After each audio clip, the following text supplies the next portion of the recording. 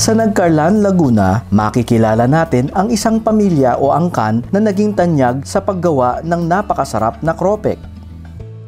Nag-start yun sa 100 pesos, kilo-kilo, try-try. Tapos di sabi nung kapatid ko, paano bagang ano yun to? O ito yung notebook. O yan, sundin natin to. At ang kaalaman na ito ay naipamana pa sa kanyang apo, na ngayon ay patuloy na lumalago at nakakapag-export pa sa Amerika, Canada, Hong Kong at iba pang bansa.